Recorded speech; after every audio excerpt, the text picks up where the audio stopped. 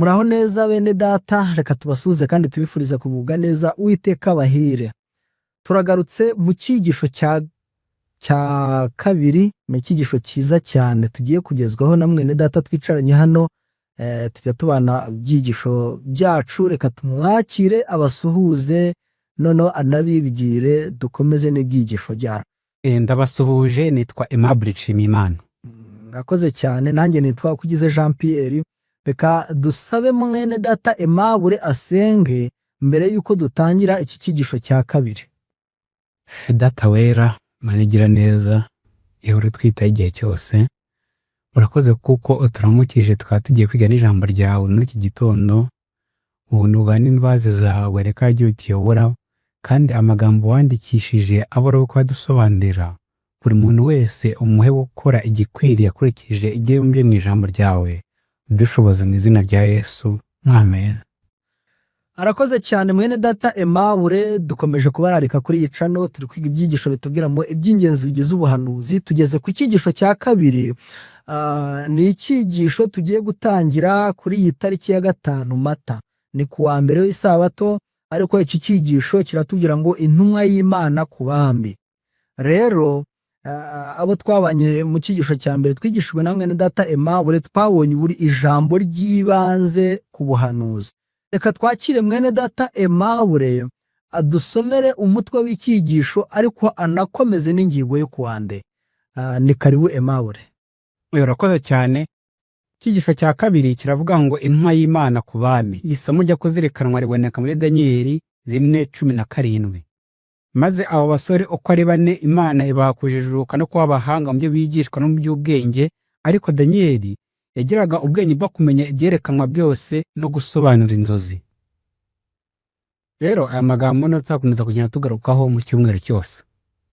Hanyuma nk'uko abahanuzi ziboneka mu bahanuzi n'abami, paje 490, ahanditswe ngo ubuzima bwa Daniel na bagenzi be ni igihamya kigaragaza iby'Imana izakorera abayiyegurira, kandi agashishikarira gusohoza umugambi wayo n'umutima wabo wose.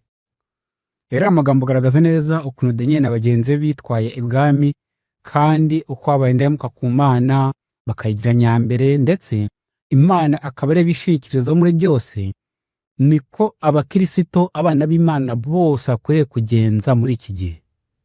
Uwiteka Imana rero ajya bidushoboza kandi duhe kumuhagararira neza mu buryo bukwiriye. Rakoze cyane. Muri make ubwo Daniel na bagenzi be babaye indashyikirwa, bari abanyagano, ubwo bari impunzi nabo zafashwe rugwate, ariko babibitangaza muri hariya mu Bukaludayi. No kuvuga ngo bagira ubwenge Babuloni mu buryo bukomeye. None rero nitwe natwe twisunga Imana, Imana izadushoza, izaduha. Ni amagambo meza cyane. Urakoze. Futi nimureke twizere Imana kandi tuyigire nyambere, izadufasha, izatuma rwose tuba abantu badasanzwe. Reka tukwakire tukomereza n'ingingo ya kabiri ya mbere. Kari kuwa mbere ni ingingo kwa mbere kuvuga ngo bajyanwaho imbohe muri Babuloni. Ni ukuvuga ko bajyanwa Babuloni ari imbohe. Isenye muri Daniel tiya cya mbere ku murongo wa mbere kugeza kwa 7 herekana impamvu Nebukadinezari abajyanye Babuloni ari imbohe. Mu muco wa kera umwami yatsindaga ahantu yatega atwara abantu baho, ubundi iki gihugu cyago akacyomeka kuke akagura ubwami. Rero Daniel na bagenzi be niko byagenze, bajyanwa Babuloni ari imbohe, ndetse agaragaza neza uburyo Nebukadinezari abatwaye abagishije ibwami ntiyabagirira nabi. Nebukadinezari ari umwami mwiza, umwami ushyira mu gaciro, umwami afashe neza abanyagano aho kugira ngo abagirire nabi.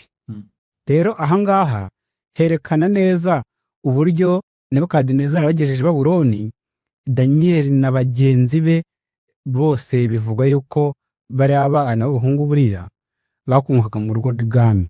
N'ubundi Nebukadinezari yarabajyanye.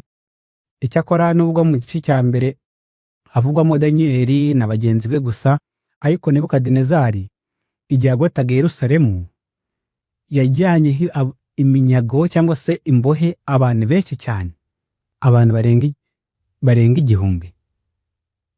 Ndetse bivuga yuko ari abantu ageze hafi ku 10,000. umunyamateka bakuru ugize ku 10 muri abo ngabo hari harimo n'umuhanuzi Ezekiyeli. ngo yajyanyeho Umuhanuzi Ezekiyeli we yamujyanye imbohe. Ezekiyeli ari umuhanuzi. Buriya Daniel uyu nguyu turi kwiga yari umuhanuzi ari kwibera ibwami. Ezekiyeli we rero yiberaga muri rubanda. Yiberaga muri rubanda ndetse bivuga ko Imana yamuhamagariye ubuhanuzi bari mu bunyage. Rwose rero aho ngaho niho Nebukadineza abajyanye h'imunyago, abajyana h'imbohe Babuloni ari benshi cyane bagera ku 10,000. Igihe rero abajyanaga Babuloni yaturanyijemo abasore abanyabwenge b'ibwami b'intiti bashijuka, abo yashobora kwigisha igikarudaya, umuco w'abanyababuloni, aho wakwigisha filozofi, siyanse, amateka n'ibya gisirikare kugira ngo bazamufashe mu mirimo y'ibwami. Yabo bose Nebukadineza arabajyanye ibwami. Arangije ategeka umutware w'inkone cyangwa se wari umujeve mukuru ko ibwami abagabo babaga bakorera ibwami bose barabakonaga. Barabakonaga. Buriya na ba Daniel bagezeyo, Daniel ntabwo yigeze ashaka umugore. Daniel na Yeremiya ntabwo ashatse umugore, ariko Ezekiyeli aramufite. Igihe yari amaze imyaka 9 mu bunyage, buriya ko bari kumara imyaka 70. Umugore wa Ezekiyeli yaje gupfa. Ezekiyeli yabyandika wabaye muri Ezekiyeli 26 ku murongo wa 2, akoneye mukundaga ariko bikarangira amungu samuzi. Ariko ahangaha Nebukadineza arategetse igikomangoma cye cyangwa se umutware w'inkone, umujepe mukuru w'ibwami kugena igaburo ry'abasore bari bajyanywe h'iminyago. Turi kureba uburyo bajyanywe ari imbohe y'Ababuloni, ngiye turiho no tugiye kureba uburyo bubahishije Imana banga kurya ibyo kurya by'ibwami kubera ko byabaga byaterekerejwe ibigirwamana, byabaga ari ibyo kurya bitubahiriza temperance, bituma bari abasore ko bari barigishijwe neza badahemukira Imana yabo, bakomeje kubera indahemuka Imana yabo, nkuko tubona muri Daniel 8 kugeza 16. Se hari ikintu wakongeraho kugira ngo tubone umwuka w'ubuhanuzi tubone gusoza iyi ngingo? Icyo nakongeraho ni imibabaro aba banyagano bageraga, kunyagwa warangiza ukanakonwa, imibabaro bagiraga. Ariko hano ikindi kintu gikomeye kirimo, aba basore bisungaga Imana, bisunze Imana, Imana irangije irabafasha, irabarengera, igenda ibarinda. Ariko cyane cyane tubona ko rwose bagize ubwenge bukomeye cyane, baririnda, ntibatezuka, ntibava ku mugambi wabo wo kwizera kwabo. Ariko muri ibi bihe byacu abasore bacu, reka tuvuge ku basore ndakwiye gufata kuri bose, ese abasore bacu bavuga ko ari abakristo batojwe ubukristo, iyo bageze mu mirimo ibasaba gukora ku isabato, iyo bageze ku bigendanye n'ibyo kurya bitejejwe nk'uko aba babigezweho, ahari barihangana bagahamya ko ari abakristo? Iki nshuti tubana kuri iyi cano, niba uri umusore cyangwa se n'undi, turebe kwizera bariya bari bafite n'ubutwari bagize mu bunyage, turebe ko twebwe niba natwe twabugira. Ariko dukwiriye kwisunga Yesu kugira ngo tubugire, uko niwo mugabane w'abizera. Urakoze, ni karibu komeza. Iki kintu warukomojeho kivuga tense Imana tuyihagararira aho turi hose.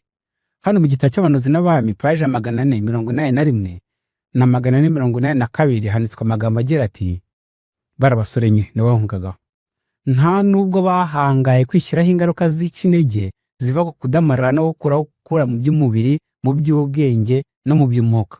No kuvuga ko buriya ubukura mu by'umubiri, mu by'ubwenge no mu by'umwuka bishingira ku mirire, iminywere, imyambarire, mbese uko tubaho ubuzima bwacu bwa buri munsi.